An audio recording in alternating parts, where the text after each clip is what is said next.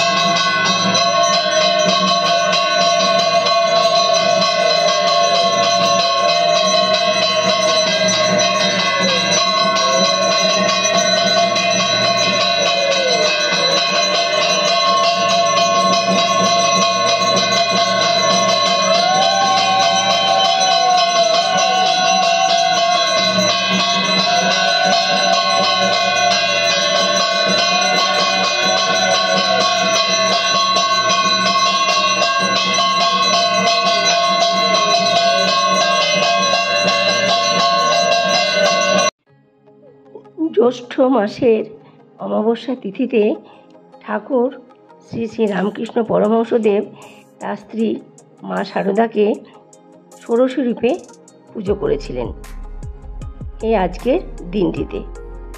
এই দিনটিকে বলা হয় ফলহারিণী অমাবস্যা। দশ মহাবিদ্যার মা কালীর যতগুলি রূপ আছে তার মধ্যে একটি রূপ হলো ষোড়শী রূপ।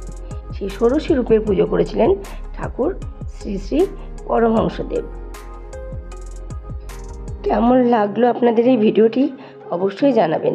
যারা আমার আগের ভিডিওগুলো দেখেননি অবশ্যই তারা আমার পেজটিকে দেখবেন, ফলো করবেন।